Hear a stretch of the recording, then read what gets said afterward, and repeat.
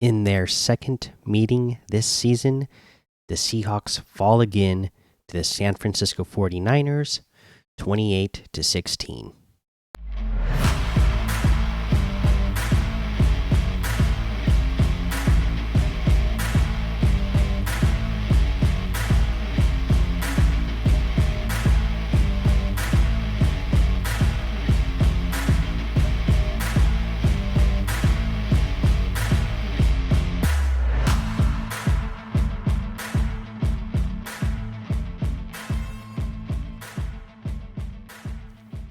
Welcome back to another episode of the Seattle Sports Show, where we love Seattle sports. I'm your host, Mikey, and we are doing the Seattle Postgame Show for the 49ers game that we just lost 28 to 16. And we indeed did not have Geno Smith starting this game. The groin injury that he sustained in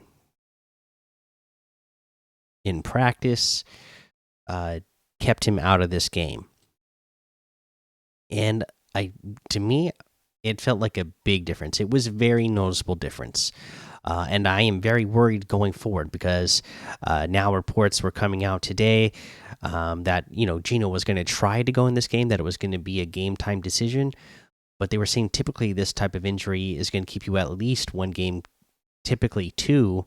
And remember, this injury just happened a couple days ago, so it wasn't like it happened early in the week and he was almost able to come back this week.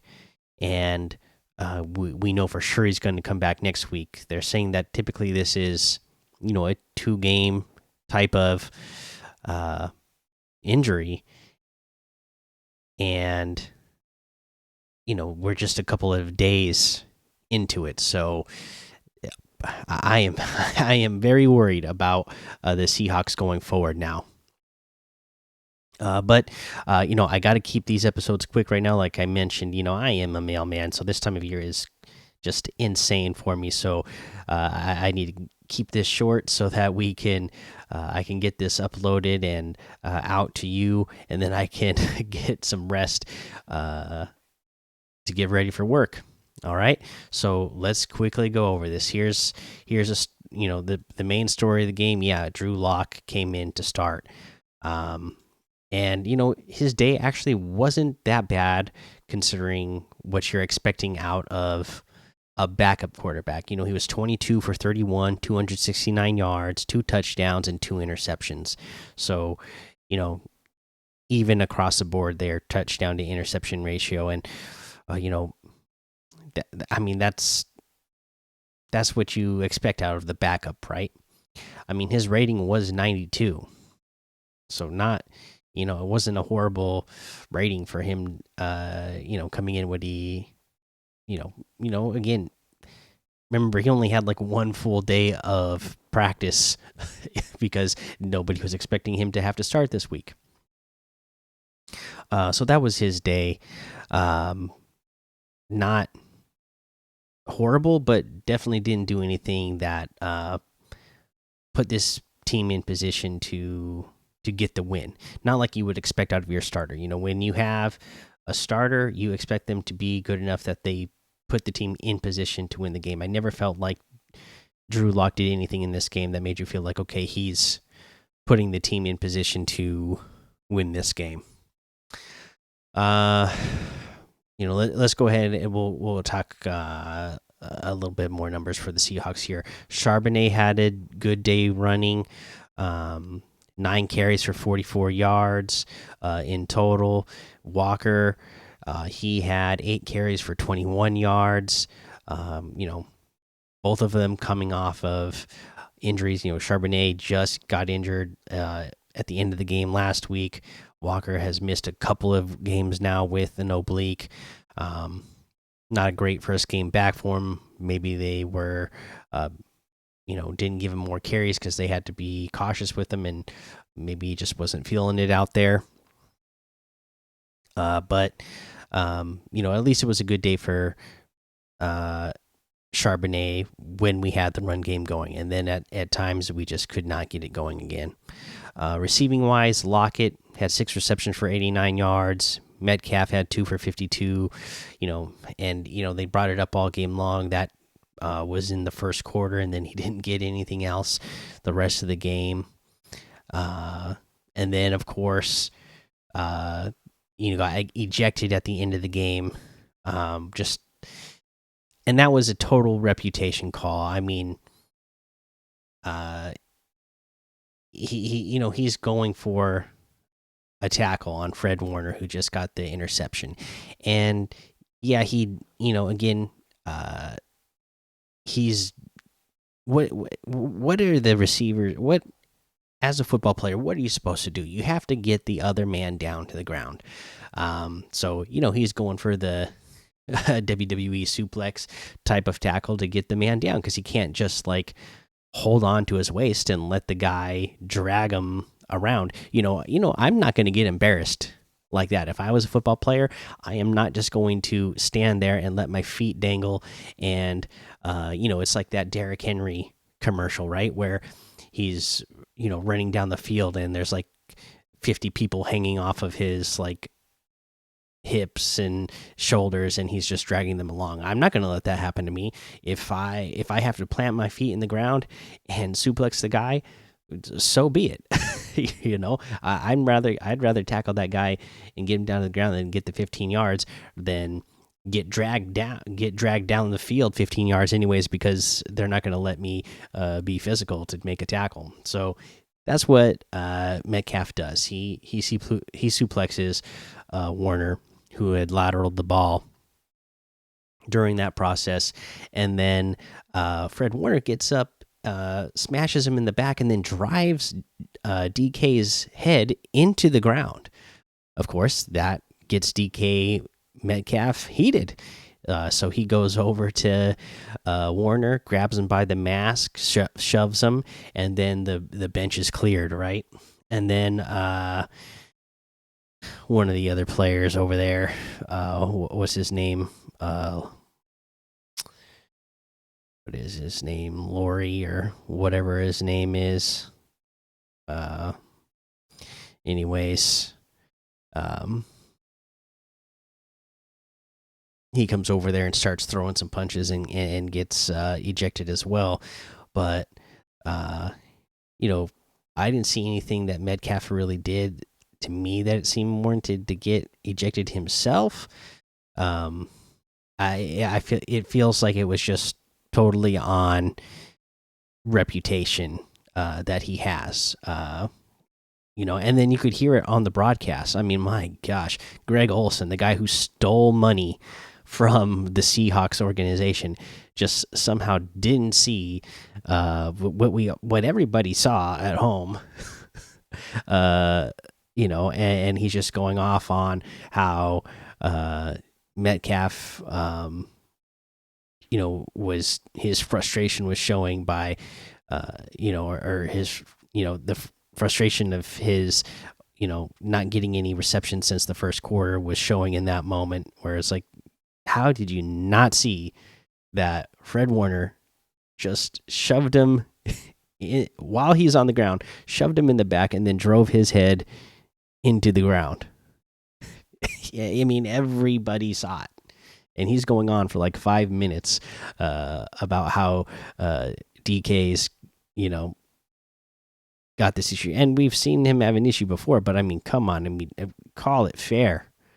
You're right. I mean, kind of ridiculous, annoying. Anyways, it didn't really have any effect on the game. It was, that interception there was like the nail in the coffin. Let's see here. Let's keep going. Fant had 2 receptions for 35. Walker had 4 for 33. Parkinson had 2 receptions for 28 yards. He had that nice touchdown on that. Again, you got to give credit to Waldron for calling another play that had some creativity. A double screen fake, a fake screen to the left, a fake screen to the right, and then boom, Parkinson goes running down the middle, over the middle, and then gets a easy touchdown. That was kind of a fun play to see. JSN, he had 4 receptions for 25 yards. They couldn't get him going today. You saw them try to run a couple screens for him, and yeah, this 49ers defense was just sniffing him out. All right, so that was how that looked for Seattle statistic wise. Brock Purdy, 19 for 27, 368 yards, 2 touchdowns, an interception, 3 sacks, a rating of 122. And again, didn't look particularly good this game. He still had passes that were like thrown behind Debo. You saw a couple of those passes, I'm sure, where they were just like so far behind Debo that Debo didn't even like attempt to catch him. But the 49ers, they do such a good job of drawing up the plays and having their dynamic players, Samuel, Ayuk, Kittle, and McCaffrey. They are all so dynamic that they all have to be accounted for, so you can't cheat on any of them, and that helps every single one of them. At least one of them is going to get open and wide open on a play. So that helped Purdy out a lot today. You saw Christian McCaffrey, 16 carries, 145 yards. So we did even worse this game against McCaffrey on the ground. Receiving wise, Debo Samuel, 7 receptions for 149. Brandon Ayuk, 6 for 126. Kittle, 3 for 76. Like I said, their superstars are the top of the league. And they just absolutely murdered us. I mean, if you look at McCaffrey, Samuel, Ayuk, and Kittle, they basically have all the yards for the team. Almost nobody else did anything. Here's what everybody else did. Jordan Mason had 1 reception for 6 yards. Charlie Warner had 1 reception for 3 yards. That's it. That's how good their main weapons are at each position.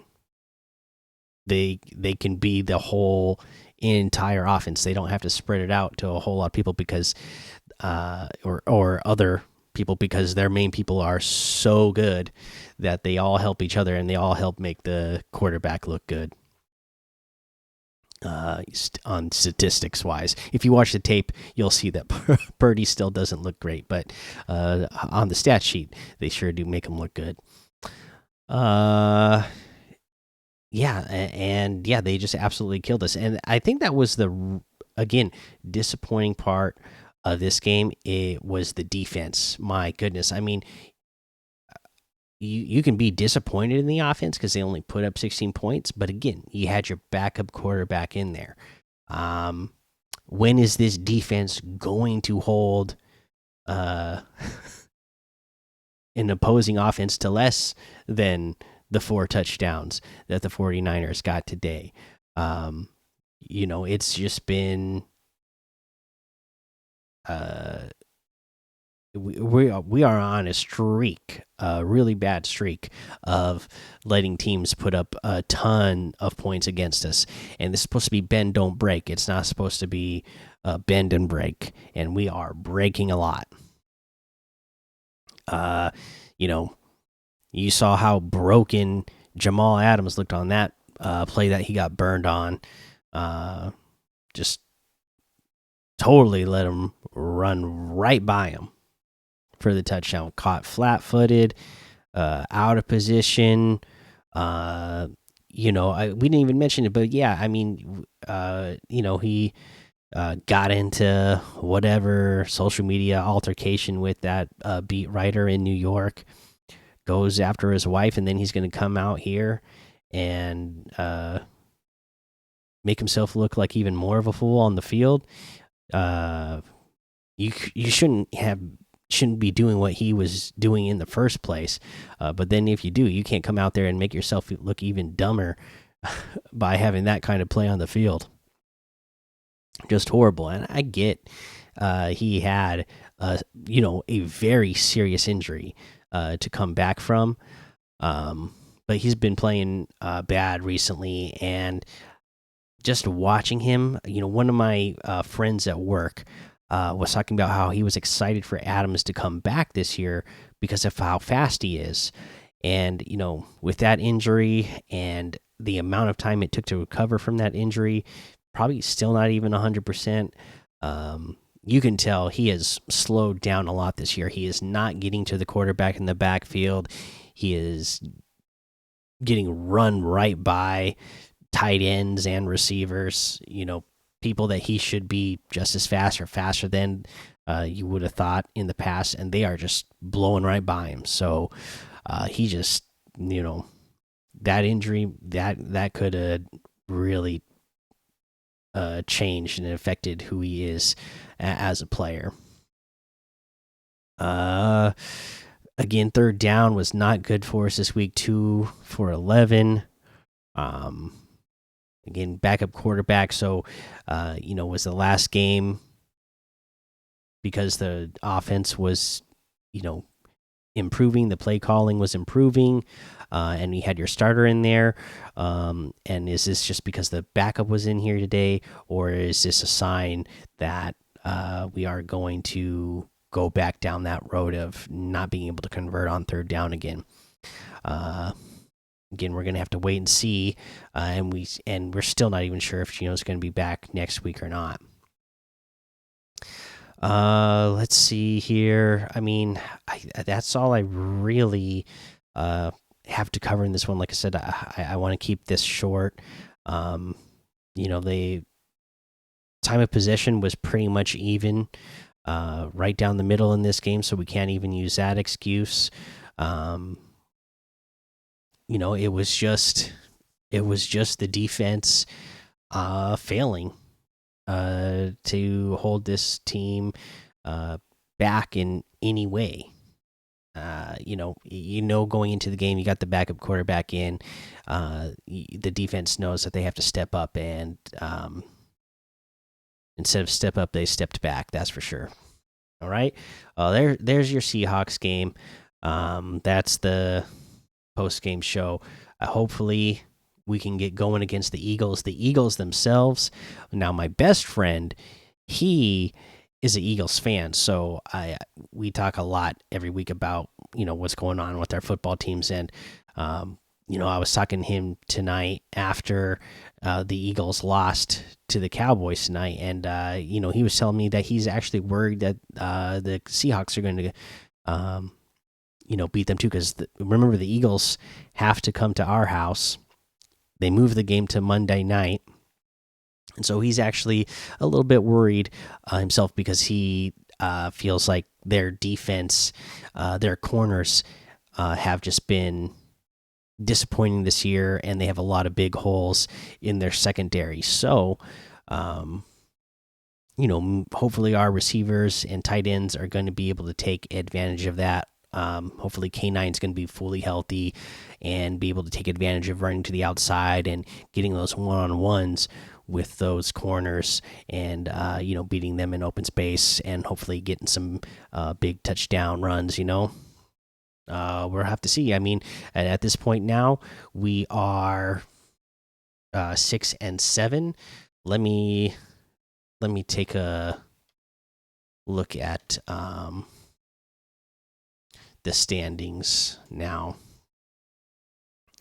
because I did not see what the Packers did today. I know that the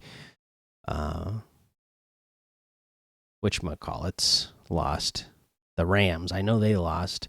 The Packers, oh, they must be playing Monday night, because they haven't played yet. They must be they must be part of that doubleheader Monday night game. So we don't know about the Packers yet, but like I said, it's very possible that that they could lose, and then we are talking about all these teams being tied for at 6 and 7. It'd be the Saints, the Falcons, the Hawks, the Rams, the Packers would all be 6 and 7 if the Packers, the Buccaneers, um, they would all be tied at 6 and 7 if the Packers do indeed lose. Oh, and okay, wait, never mind. Yeah, so yeah, we would all be tied with a 6 and 7 record, and all be fighting for that wild card spot. So, if we can get a win, against the Eagles at home on a Monday night, that sets us up very nice for the rest of the season, because then it's Titans away, then it's Steelers at home, and then it's Cardinals at their place. Those last 3 games, teams all struggling a lot this year. Maybe if we're lucky, we're catching the Eagles at a time that they're struggling. Maybe we can go on a 4-game win streak. That would be ideal. 4 wins for sure gets you into the playoffs. Again, looking at the record around our conference, there's no way that you would win 4 games and not get into the playoffs. So 4 gets you in, 3 probably gets you in as well. So, at most, we can just afford 1 more loss the rest of the season, and then it's still going to be tight, but it'd be possible. But hopefully, we're going to get back on the right track Monday night against the Eagles and still make the playoffs. All right, so there you go. That's the game, and let me know how you felt about it. Who did you put the blame on more? Did you go? This was Drew Lock's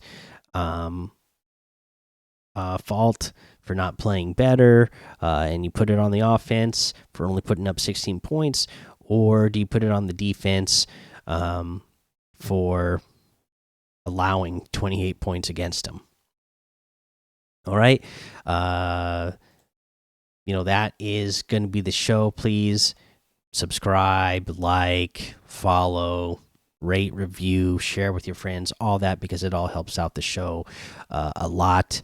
And thanks for listening to the Seattle Sports Show, where we watch legends awaken and breathe fire. So take cover, because with a sea of sound, you will see us rise to reign supreme and win forever. Go Hawks.